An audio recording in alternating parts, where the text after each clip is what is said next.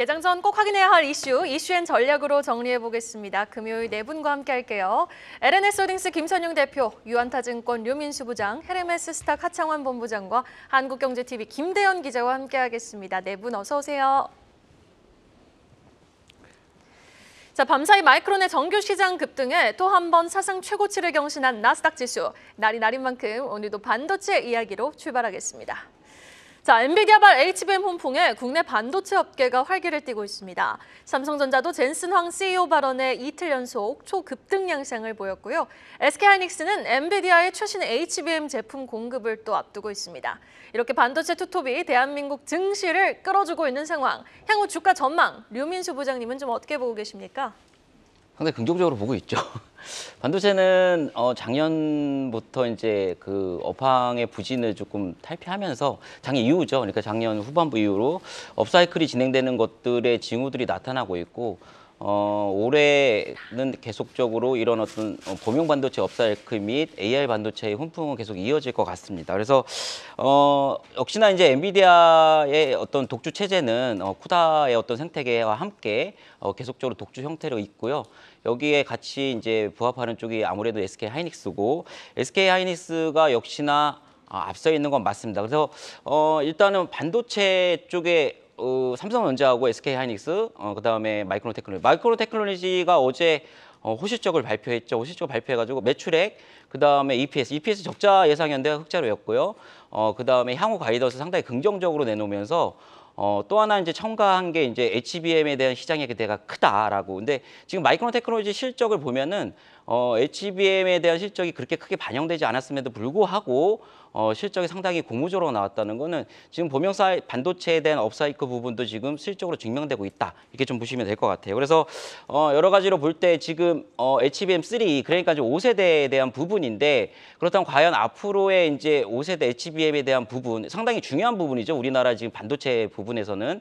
그래서 SK하이닉스 독주 체제가 무너지는 거 아니냐라는 일각의 의견들도 있습니다. 근데 이게 두 가지 정도로 좀 보셔야 될 게 첫 번째는 이제 수율 문제입니다. 성능과 수율 문제인데 여러분도 아시다시피 엔비디아의 GPU에 대한 발열 문제에 대해서 신경을 많이 쓰는 부분이 있거든요. 또 하나는 수율 문제죠. 얼마나 제대로 된 제품 만드느냐. 그렇죠. 예. 예.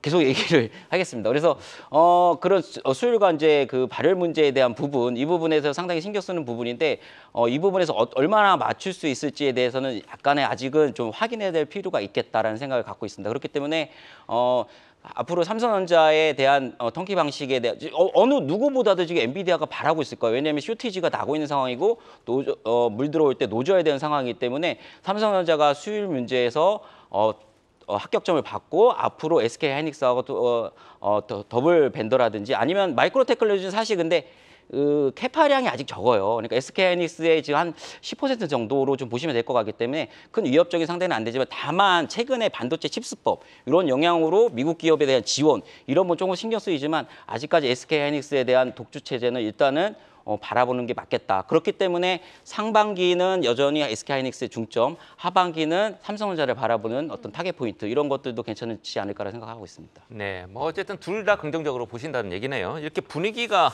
확 바뀔 줄은 사실 몰랐습니다. 반도체 투톱의 강세 덕분에 어제도 코스피 지수 2% 넘게 급등하면서 2년 만에 2,750선 돌파 마감했습니다. 이달 들어서만 4% 넘게 뛴 건데요.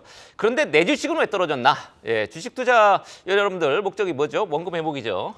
왜 이렇게 원금 회복이 뭔지 국내 증시에서 지금 빈익비, 부익부가 확대되고 있는데 원인과 전망까지 우리 김선영 대표가 전해주시겠습니다. 원금 회복이 목표가 되면 안 될 것 같은데 말이죠. 네, 근데 지금 그렇죠. 일단은 1단계가 앵커님 말씀하신 대로 원금 회복을 먼저 하고 나서 이제 그 다음 수를 노리는 게 맞는 것 같습니다. 사실 이제 이거 기사를 보고 사실 저만 그런 줄 알았어요. 저만 왜 내 주식만 안 가나 이런 생각을 저만 가진 줄 알았는데 이제 농담이고요. 지금은 국내 수급의 내외 여건상 그럴 수밖에 없는 시점이다라는 부분을 좀 명확하게 하고 시작을 하겠습니다. 우선 기사 내용부터 살펴보면 이제 코스피 지수가 이번 달에만 4% 넘게 올랐습니다. 근데 이게 반도체주랑 기업 밸류 프로그램 종목에만 좀 많이 몰려버리면서 이거를 제외한 나머지 기업들, 특히 절반 이상의 기업들, 상장사들이 주가가 하락했다는 분석이 나왔습니다. 이거 잘 아시겠지만 있지만 삼성전자 딱 쏠리면은 나머지 다 빠지잖아요. 근데 그것과 비슷한 느낌이라 보시면 될 것 같은데 어제 거래소에 따르면은 국내 코스피, 코스닥 양시장 상장사 2,667곳에 53.2%인 1,418곳의 주가가 오히려 하락했다는 통계가 나왔습니다. 잘 아시는 대로 코스피는 이번 달에 4.26%가 좀 올랐어요. 그래서 2년 만에 종가 기준으로 2,750%를 넘기며 끝냈습니다. 코스닥도 6개월 만에 900%를 돌파하고 마감했죠. 하지만 코스피 상장사는 52.1%인 497곳이 코스닥 상장사는 53.7%인 921곳의 기업이 이달에 내림세를 보였다고 하니까 이거 분명히 상대적 박탈감 나올 수밖에 없습니다. 근데 제가 항상 말씀드리지만 주식할 때 진짜 손실보다 더 최악이 뭐냐면 상대적 박탈감이에요. 내가 안 가지고 있는 종목을 내 친구가 가지고 있는데 걔가 상한가 먹었다면 이것만큼 배 아픈 게 없거든요, 사실. 맞습니다. 그래서 제가 항상 포트폴리오 여러 개로 나눠라, 한 업종에 집중하지 말아라는 말씀을 계속 드려왔던 이유가 이거고요. 보통 이제 시장 쏠림을 분석할 때 ADR이라는 거 있습니다. 아마 공부하신 분도 아실 텐데 ADR은 최근에 20거래일 동안 이제 누적의 상승 종목 수를 하락 종목 수로 나눈 값이라고 보시면 될 것 같습니다. 그래서 어제 이거를 ADR을 보니까 78.56%가 나왔어요. 근데 이게 최근에 20일간 하락 종목 수가 상승 종목 수보다 21.9%가 많았다라는 뜻으로 해석하시면 될 것 같습니다. 그리고 코스닥 같은 경우는 26.31%가 훨씬 더 많았다라고 좀 보시면 될 것 같고요.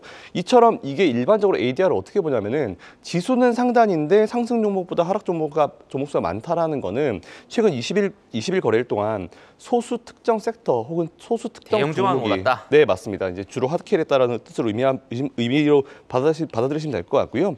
근데 이럴 수밖에 없는 게 최근에 외국인과 기관 위주로 이제 수급이 만들어지고 있는데 이게 전부 다 반도체와 저 PBR로 다 몰리고 있습니다. 그렇기 때문에 여기에 해당하지 않는 기업들 혹은 2차, 3차 정도 되는 기업들은 아직까지는 이제 수급이 떨어지지 못하고 있는 부분인데 최근에 보면 다행인 게 외국인과 기관이 특정 섹터만 매수하다가 이 매수한 섹터의 종목 수가 점점 늘어나고 있습니다. 그러다 보통 우리가 보통 표현하는 낙수 효과라는 게 나오게 되는데 제가 봤을 때는 매수 업종이 점점 늘어나고 있는 추세이기 때문에 이 쏠림은 조만간 개선이 됩니다. 그렇기 때문에 밑에 종목 매수하고 계시다가 지금 난 20-30% 너무 힘든데 좀 올라오면 손절해야지 바꿔야지 하시다가는 이거 엇박 나거든요. 또 다른 종목 매수하셨다 그게 또 빠져버리고 내 원래 종목이 올라가면 또 배 아프기 때문에 지금은 무조건 홀딩입니다. 기업 실적만 괜찮고 뭐 밸류업 들어가는 것 같은데 왜 안 가나 하면은 지금 무조건 눈 딱 감고 무조건 보유하시는 시점이기 때문에 이분 체크하셔가지고 투자해보시면 좋을 것 같습니다. 네, 외국인과 기관 중심의 매수 업종이 점차 늘어나고 있다라고 말씀해 주신 만큼 특정 섹터로의 쏠림 현상이 좀 개선이 돼서 주도주 이외의 업종도 좀 온기가 쫙 퍼져야죠. 그렇죠. 그러기를 기대해 보겠습니다. 이어서 올해 첫 코스피에 입성한 글로벌 뷰티테크입니다. 바로 APR 실적 소식 확인해 보시죠. 작년 매출액은 5천억 원, 영업이익은 1천억 원을 넘기며 역대 최대 실적을 달성했는데요. 자, 하창원 본부장님, 이 APR이 주는 실적의 주요 포인트와 더불어서 미용기기 업종 전반적인 투자 전략까지 좀 정비해 볼까요? 네, 뭐 그만큼 홈뷰티에 기대감이 굉장히 높아진다라고 보시면 좋을 것 같고 사실 제가 뭐 피부나 이런 외모에 별로 신경을 잘 안 쓰는 편인데 많이 쓰시는 것 저조차도 같은데. 아닙니다. 저조차도 요즘에 피부에 관심이 굉장히 많이 생기고 있습니다. 요즘에 막 겨울에 땡기고 막 이러다 보니까 환절기 때도 특히. 네, 그래서 이제는 관리를 해야 되는구나. 홈뷰티가 왜 이렇게 핫하구나를 좀 관심을 많이 갖고 있는데 최근에 뭐 미용 의료기기 쪽 굉장히 흐름 좋은 상황이고요. 말씀해주신 APR 같은 경우도 역대 최대 실적이 지금 기록이 된 상황입니다. 그래서 사실 이제 기기에 대한 수요가 굉장히 많이 늘어난 부분들과 거기에 따라 이제 소모품이 많이 늘어나는 부분이고요. 사실상 최근에 이런 실적적인 부분에서 세 자릿수가 급등이 나오는 산업군들이 그렇게 많지는 않거든요. 그래서 그런 관점에서 봤을 때 그만큼 좀 뜨거운 관심을 받고 있다라고 보시면 좋을 것 같습니다. 그리고 이제 뷰티 디바이스 같은 경우도 이제 작년과 비교했을 때도 뭐 굉장히 좀 많은 두 자릿수 이상의 급등이 나타나고 있는 상황이고 해당 흐름의 좀 기조는 어느 정도 좀 유지가 되지 않을까라고 보고 있거든요. 그리고 해당 회사의 해외 매출 비중이 한 40% 정도 약 차지를 하고 있는데 해당 부분이 앞으로 얼마나 더 늘어나는지도 좀 핵심이라고 보시면 좋을 것 같고 전반적인 미용 의료기기 쪽도 지금 해외에 대한 침투율이 높아지고 있는 상황입니다. 아직까지 글로벌적인 이런 뭐 점유율 같은 경우가 아직 한 자릿수이기 때문에 앞으로의 뭐 성장 기대감 굉장히 좀 높아질 수 있다라고 보시면 좋을 것 같고 이제 미용 의료기기 쪽으로 얘기가 나오면 또 인모드와 항상 비교를 하는데 인모드 같은 경우는 기기 가격 자체가 굉장히 비싼 거고요. 우리나라 같은 경우 기기가 굉장히 뭐 싼 거는 아니지만 기기보다는 이제 소모품에 대한 이제 수익이 굉장히 좀 좋게 흘러가고 있고 대부분 한 30에서 40%의 매출 비중이 소모품에서 나오기 때문에 좀 구독 경제화에 따른 또 구조적인 수익의 성장도 충분히 나타날 수 있습니다. 그래서 그런 흐름에서 단기적인 APR의 실적이 강하게 나오는 것은 다른 이제 다른 종목군들의 기대감도 좀 높여줄 수 있겠다라고 보시면 좋을 것 같고요. 다만 이제 이 해당 종목은 상장한 지가 그렇게 오래 되지가 않았습니다. 그래서 첫 번째 이제 상장할 때 유통 주식 수가 주수가 한 37%가 되고 그다음에 이제 2개월 뒤에 나올 수 있는 물량 자체도 한 23% 정도가 있기 때문에 단기적인 실적이 잘 나오더라도 유통지수 증가에 따른 변동성이 나올 수가 있고요. 그렇기 때문에 최근에 좀 하락 가능성 염두에 둬야 된다는 얘기네요. 단기적으로는. 그렇죠. 아무래도 이제 유통지수가 늘어나게 되면 단기적인 변동성이 높아질 수 있기 때문에 펀더와는 조금은 다른 움직임이 일부 나타날 수 있다는 점 참고를 해보시면 좋을 것 같고 또 특히나 최근에 뭐 비올이라든지 클래시스 같은 경우는 특히나 이제 해외에서의 좀 기대감이 굉장히 높아지고 있죠. 그래서 기타 다른 종목군들에서도 상당히 좀 기대감이 높아지고 있다는 점을 봤을 때 좀 구조적인 좀 우상향은 충분히 나타나지 않을까 정도로 말씀을 드리겠습니다. 그렇군요. 특히 APR 뭐 상장 후에 뭐 100만 원 얘기도 나오고 막 그랬었는데 지금. 그렇죠. 네, 따뜻한 공모가가 25만 원인데 차트에 방금 네. 전에 나왔듯이 25만 9천 원 어제 이렇게 마감을 했습니다. 약세를 보이고 있고요. 수출 성장세 계속되고 있는 미용 의료기기 업종 언급해 주신 관련주들 모두 고점 대비 조정을 받았는데 앞으로 추가 상승세 기대해 보도록 하겠습니다. 이어서 김대현 기자가 준비한 소식 살펴보도록 하겠습니다. 어제 중국 이커머스, 요거는 이제 차이나의 C커머스 뭐 이렇게 얘기도 하더라고요. 대표 주자가 알리익스프레스인데 CJ 대한통운하고 결별할 가능성이 있다. 이런 결별설이 돌았습니다. CJ 대한통운 주가 하루 만에 7% 가까이 떨어졌고요. 알리가 CJ 대한통운하고 이별할 가능성, 이런 얘기가 왜 나왔죠? 네, 우선 알리가 이 국내 주요 택배 물류사에 입찰 제한 요청서를 보낸 게 사실로 확인됐습니다. 입찰 마감은 어제 오후까지였는데요. 알리가 한진과 롯데 글로벌로지스 등에 전달한 것으로 알려졌습니다. 알리와 CJ 대한통운의 통관 계약과 택배 계약은 각각 5월과 6월에 종료될 예정인데요. 아무래도 이 계약 종료 시점이 다가오면서 알리가 새로운 파트너를 찾기에 나선 것으로 풀이됩니다. 현재 대한통운은 알리의 물량 약 80%를 소화하고 있습니다. 나머지는 한진과 우체국 택배 등이 맡고 있는데요. 알리가 물류 과정에서 발생할 수 있는 이 변수를 통제하기 위해서 올해도 다자 계약을 유지할 가능성이 나오고 있습니다. 한국경제TV 취재 내용을 종합해보면 알리가 대한통운과 계약을 연장할 가능성이 크다는 게 중론입니다. 네, 실제로 양사는 이 결별설은 사실이 아니다 이렇게 선을 긋기도 했는데요. 그럼 왜 알리가 굳이 경쟁 입찰을 하는지 궁금하실 텐데요. 이 업계 관계자들은 알리가 물류업체 간 가격 경쟁을 유도해서 택배 단가를 낮추려는 의도로 보인다고 해석했습니다. 대한통운이 국내 택배업계 1위 회사인 만큼 향후 협업 관계는 유지하되 이 일감 배분율이 조정될 가능성은 있다고 분석했습니다. 원래 결별하기 전에 마지막까지 숨기죠. 맞아요. 끝까지 패를 보여주지 않잖아요. 알리가 경쟁 입찰에 나서겠다고 밝히면서 경쟁사인 한진의 주가는 또 오히려 강세 흐름을 보였는데요. 그런데 김 기자, 어제 대한통운 주가는 또 하락을 했는데 정작 CJ는 52주 신고가를 경신했거든요. 주가가 이렇게 엇갈린 이유 어디에 있을까요? 네, 일단 CJ가 이 대한통운의 지분을 직접 갖고 있는 건 아닌데요. CJ가 CJ제일제당의 지분 45.6%를 보유하고 있는데 제일제당이 바로 대한통운의 최대 주주입니다. 어제 SK증권이 CJ 올리브영이 상장하면 CJ 주가가 더 오를 것이다 이런 분석을 내놨는데요. 올리브영의 상장 기대감이 이 주가 상승 동력으로 작용한 것으로 풀이됩니다. 올리브영은 이미 지난해 IPO를 중단한 바 있었는데요. 당시 공정위 리스크도 있었고 이 증시 악화로 기업 가치를 제대로 평가받을 수 없다 이런 판단 때문이었습니다. 다만 아직 IPO와 관련해서는 시장 상황을 보고 있다며 신중한 입장을 보였는데요. CJ 주가 상승엔 이 비상장 자회사들의 성장세도 긍정적인 영향을 미쳤습니다. 올리브영의 지난해 매출액이 4조 원에 육박한 것으로 나타났는데요. 1년 만에 1조 원을 넘게 벌어들인 겁니다. CJ 푸드빌의 지난해 4분기 매출액도 전년 동기 대비 2.2% 올랐습니다. SK증권은 주요 비상장 자회사의 실적 개선이 이 CJ 주가 상승을 견인했다고 분석했는데요. 하반기 금리 인하가 현실화하면 이 상장에 대한 기대감으로 CJ 주가의 상승 요인이 될 것이라고 전망했습니다. 하지만 CJ 주가가 6% 넘게 오를 때 이 대한통운의 주가 6% 넘게 떨어졌습니다. 대한통운 입장에서는 이 알리 비중이 전체 택배 물량의 약 2%에 불과한데요. 하지만 알리의 최대 파트너사는 대한통운이죠. 이 점이 부각되면서 대한통운의 주가는 7개월 만에 110%가량 뛰었습니다. 지금은 가격 조정을 받는 모습인데요. 내부적으로는 이 전체 택배 물량에서 상대적으로 비중이 적은 편에 속하는 고객사 소식으로 이 주가 변동성이 큰 점을 우려하는 분위기도 감지되고 있습니다.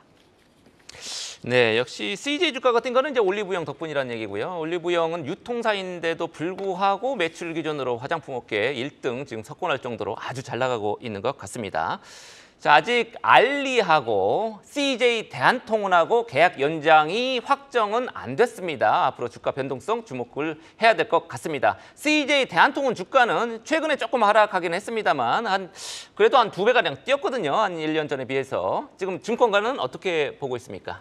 네, 결론부터 말씀드리면 이 과도한 우려가 단기 매수 기회를 가져왔다 이렇게 분석하고 있습니다. 미래에셋증권은 장기적으로 CJ그룹과 알리익스프레스의 협력 관계 그리고 국내 물류 네트워크 운영 계획을 고려하면 알리는 대한통운과 우호적인 관계를 확대할 가능성이 크다고 봤는데요. 이 소형 택배에 특화한 멀티포인트 네트워크 그리고 통관 시스템을 보유한 이 대한통운의 경쟁력을 따라오기는 역부족이다 이렇게 설명했습니다. KB증권도 이 기존 물량 계약 갱신할 시에 배송 서비스와 운임 경쟁력 측면에서 대한통운이 유리하다고 했는데요. 국내 시장에서의 성장을 노리는 알리가 이 소형 택배에 강점이 있는 대한통운과 계속 협력할 것으로 전망했습니다. 국내 유통시장에서 중국의 이커머스 쇼핑몰, 이른바 C커머스 영향력이 커지고 있는데요. 지난해 중국발 직구 건수도 8,882만 건으로 전년보다 약 70%가 늘었습니다. 알리도 국내에서 몸집을 빠르게 키우고 있는 만큼 이 택배사들 사이에서는 대형 고객사를 유치하기 위한 경쟁이 치열해질 전망입니다. 미래에셋증권, KB증권은 CJ 대한통운의 경쟁력은 압도적이다라고 긍정적인 의견을 제시한 가운데 하창원 본부장님은 어제 6% 넘게 급락한 CJ 대한통운 좀 주가 전략 어떻게 정비해야 된다고 보십니까? 물론 이제 좀 입찰 결과가 4월 이후에 나오기 때문에 그 흐름을 좀 지켜보려고 하지 않을까라고 보고 있고요. 물론 이제 고점 대비 단기적으로 낙폭이 좀 크게 나오긴 했습니다만 저는 약간의 조금 더 여유를 가지고 보셔도 괜찮지 않을까. 왜냐하면 지금 추세적으로는 좀 꺾이고 있는 상황이기 때문에 다시 반등이 나오기 위해서는 뭔가 이슈적인 변화가 나온다거나 아니면은 좀 이평선의 그 되돌림이 좀 나와줘야 되거든요. 그래서 그런 부분에서는 좀 일부 시간이 필요하지 않을까라고 보고 있고 무엇보다 지금 반도체 쪽 오늘 이제 수출 데이터가 이제 전거래일 밤에 나왔는데 3월 1일부터 20일까지 수출 데이터 보시면 반도체랑 조선 쪽이 굉장히 좋게 나왔거든요. 그렇더라고요. 그러니까 반도체 쪽이 지금 업턴을 할 수 있는 초반 부분이고 마이크론 테크놀로지까지 실적이 좋아지면서 지금 삼성전자 4월 초에 나오는 잠정 실적에 대한 기대감 굉장히 높아지고 있잖아요.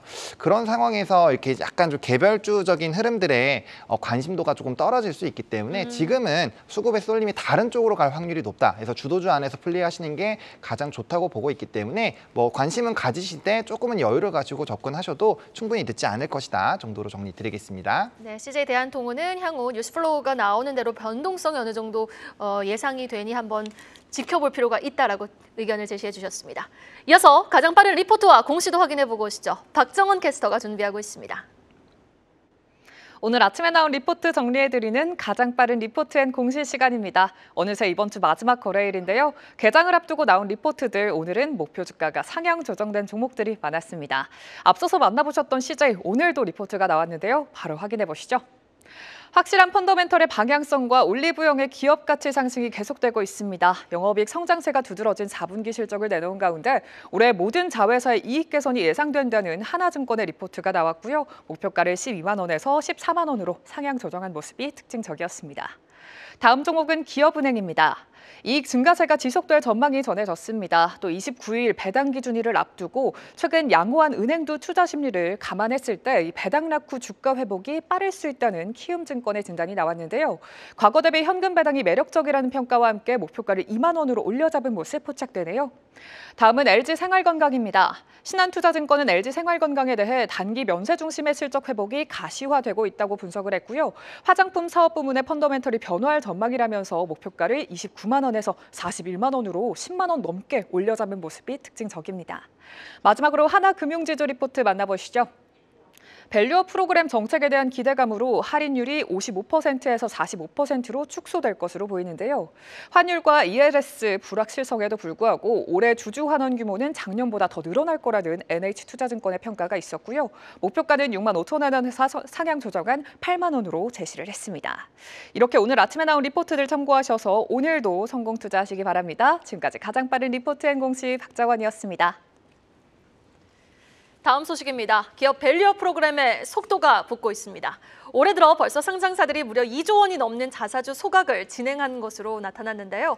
작년과 비교해 11곳이나 증가했다고 하는데 자사주 소각 규모도 더 늘어날 전망이라고 합니다. 관련해서 김선영 대표님의 의견 좀 궁금합니다. 네, 요즘 좀 흐뭇합니다. 사실은 제가 우리 영등포 있을 때부터죠. 이제 자사주 소각까지 매입 소각 이 얘기를 정말 매번 강조를 해주셨어요. 예, 이게 수년 동안 계속 벽에 이제 계란 던진 느낌으로 계속 진행해 왔었는데 최근에 확실히 주주 환원에 대한 정책에 대한 관심이 좀 높아지면서 이제 최근에 올해 들어 벌써 2조 원이 넘는 자사주가 소각되었다는 그런 소식이 나왔습니다.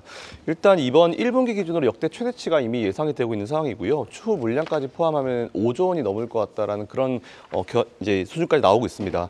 현재 5월 초로 예정된 밸류업 가이드라인 발표에 맞춰서 자사주 관련 시행 개정도 좀 시기를 좀 앞당기면 어떨까라는 그런 개인적인 생각을 한번 해봤고요. 최근 한 시장원 조사 업체에 따르면은 올해 들어 20일까지 자기 주식 소각을 마친 상장사가 총 24곳, 작년 같은 기간 13곳보다 11곳이 늘었다, 거의 뭐 2배가까지 늘었다라는 어떤 수치가 나왔습니다. 또 작년에 코스피, 코스닥 그리고 코넥스 상장사들의 공시한 자사주 소각 금액이 2조 1,352억 원 수준이었는데 올해는 1분기만 하더라도 이걸 전체 넘겨버렸다. 그래서 아마 역대치를 찍을 것 같다는 그런 예상들이 나오고 있는 상황이고요. 이건 확실히 기업 밸류 정책 이용인 것 같습니다. 올해 월별로 따져보니까 1월 달에 6곳 했고 2월 달에 5곳 했는데 3월 달에 13곳으로 확 증가했어요. 그리고 작년 3월 달에는 8곳이었기 때문에 이거는 누가 보더라도 기업 밸류 프로그램을 발표하고 나서 이런 어떤 슈팅이 나왔다는 부분 좀 체크해 보시면 좋을 것 같습니다. 근데 사실 특히 최근에 보니까 단순히 이게 저PBR 기업으로 몰리는 게 아니고 여기에 추가적으로 이제 높은 배당 수익률이 높은 기업들 그리고 자사주 소각까지 이제 기대되는 종목의 강세가 좀 두드러지면서 앞에서 제가 첫 번째 이슈에 말씀드렸지만 이제 수급이 몰리는 종목들의 라인업들이 좀 증가하고 있습니다. 그래서 뭐 좀 낙수 효과가 좀 예상되는 상황이고요. 제가 올해까지 딱 계산해 보니까 주식 투자 딱 횟수로 26년 했는데 사실 이런 케이스 처음 봅니다. 그래서 올해 자사주 소각 상장사들 등락률 한번 보니까 신한지주 같은 경우는 21.54% 올랐고요. 풍산홀딩스는 20.24% 올랐고 JB금융지주는 13.78%에 올랐습니다. 물론 모든 소각한 기업들이 다 오른 게 아니고 기업 베이스가 좋아야지만 올랐기 때문에 단순히 소각한다라고 무조건 이 기업을 따라가서 매수할 게 아니고 그 기업의 실적이라든지 성장세라든지 주요 매출 같은 부분을 잘 체크하신 다음에 같이 해보셔야지 이게 투자에 성공하시지 자칫 잘못하면 정말 이제 큰 낭패를 보실 수 있으니까 이 부분까지 체크해 보시면 좋을 것 같습니다. 네, 그렇습니다. 소각 말씀하셨듯이 이제 자사주 소각은 주로 이제 호재로 작용을 하고 뭐 매각은 악재로 많이 작용을 하더라고요. 여러분 헷갈리지 않으셨으면 좋겠고 계속해서 김대영 기자가 준비한 소식 하나 더 살펴보겠습니다. 오늘 이제 그 금융지주 회사들 주주총회 있습니다만 금호석유화학 정기주총도 열립니다. 삼촌과 조카가 경영권을 놓고 경영권 분쟁을 해왔는데요. 항상 경영권 문제 옆에 관전자 입장에서는 흥미진진하죠. 벌써 3번째입니다. 자, 김 기자, 국민연금이 어젯밤에 의결권의 행사 방향을 정했다고 하던데 어떤 식으로 정했습니까? 네, 그렇습니다. 국민연금은 이 삼촌이죠. 박철구 금호석유 명예회장의 편에 들기로 했습니다. 국민연금은 지난해 말 기준 금호석유 지분 9.08%를 보유한 2대 주주인데요. 네, 이제 1시간도 안 남았죠. 오늘 오전 9시에 예정된 금호석유 주총에서 이사회 측이 추천한 최도성 사회이사 후보의 찬성표를 던지기로 했습니다. 하지만 행동주의 펀드 차파트너스 자산운용이 제시한 주주 제안에는 반대하기로 했는데요. 이 글로벌 의결권 자문사 ISS와 글래스 루이스 역시 회사 편에 선 상황입니다. 조카인 박철환 전 금호석유 상무가 이 차파트너스와 손을 잡았는데 세 번째 표대결에서도 이 패배할 가능성이 커졌습니다. 이번 주총에서는 차파트너스는 주총 결의만으로 이 자사주를 소각할 수 있도록 정관을 변경하고 기존에 보유한 자사주 전량을 소각하는 안건을 주주 제안으로 제시했는데요. 이후 금호석유는 자사주 50%를 올해부터 3년간 분할 소각하겠다고 밝혔죠. 이 가운데 3분의 1에 해당하는 87만 5천 주는 이틀 전에 소각했습니다. 이번 결정과 관련해서 국민연금은 이 이사회와 주주총회 간 권한 분배 등을 고려하면 주주 제안에 반대한다고 했습니다. 최도성 후보가 이 장기적인 주주 가치 제고에 더 부합하다고 판단한 겁니다. 잠시 후 한국경제TV 출발 증시에서 실시간으로 주주총회 현장 상황 전해드릴 텐데요. 세 번째 조카인안이 어떻게 좀 결론이 날지 끝까지 여러분 함께 시청해 주시기 바라겠습니다. 자, 그럼 김 기자, 국민연금이 또 방경만 KTNG 사장 후보에도 힘을 실어주지 않았습니까? 네, 맞습니다. 이 국민연금이 방경만 KTNG 대표이사 선임안에 찬성표를 던지기로 했는데요. 국민연금은 지난해 말 기준 KTNG 지분 6.64%를 보유한 3대 주주입니다.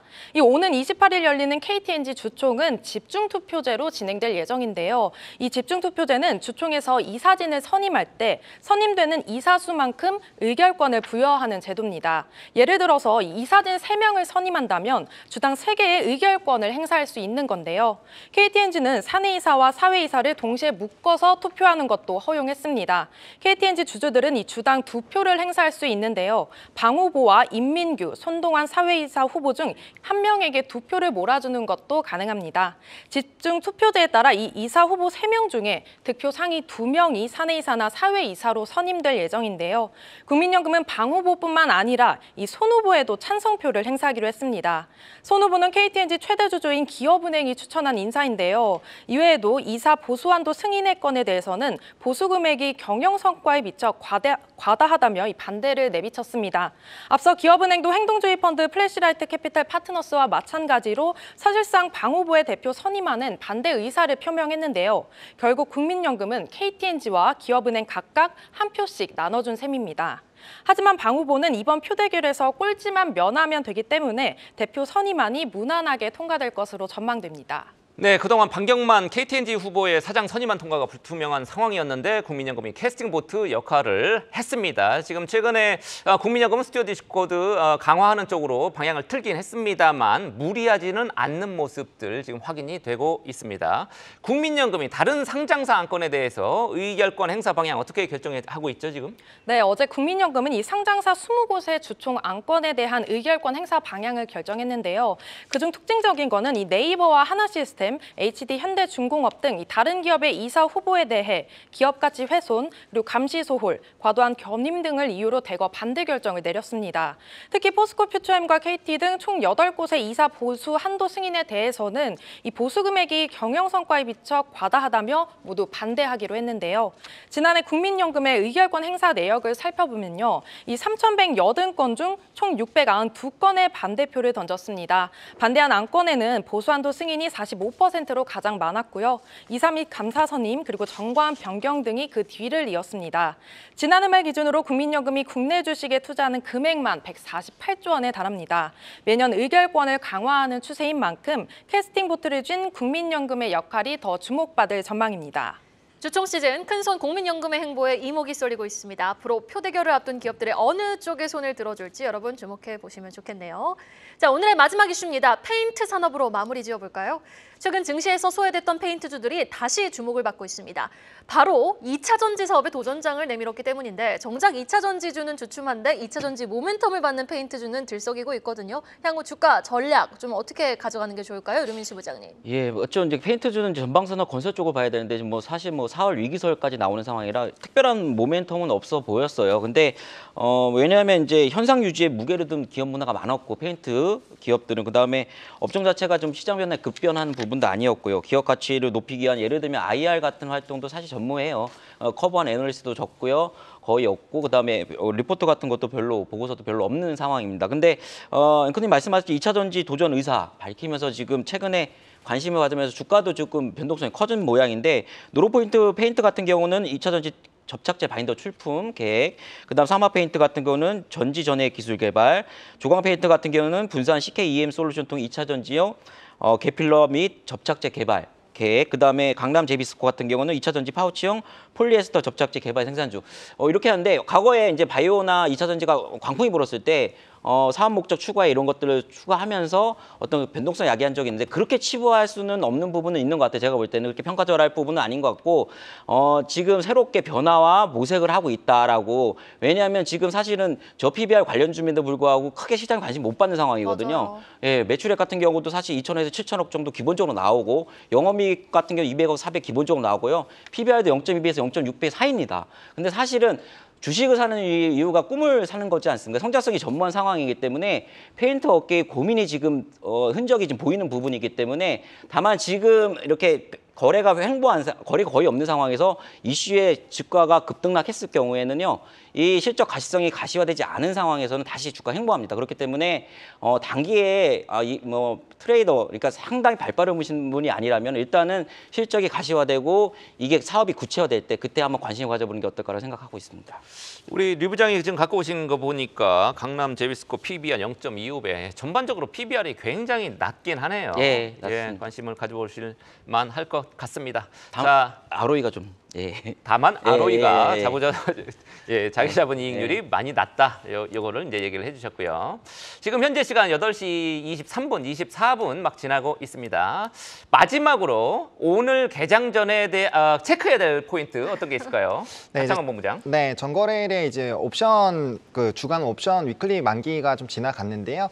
전날 수급이 엄청나게 강했죠. 이제 외국인의 수급과 프로그램 비책 순매수 그리고 외국인 선물의 수급이 조 단위로 들어왔기 때문에 해당 부분에서의 좀 변동성이 일부 나올 수가 있습니다. 그래서 해당 부분 좀 체크를 해보셔야 될 것 같고요. 전거래, 그러니까 이거래일 연달아 지금 수급의 한 2조 이상의 물량이 반도체 대장주로 다 들어간 상황입니다.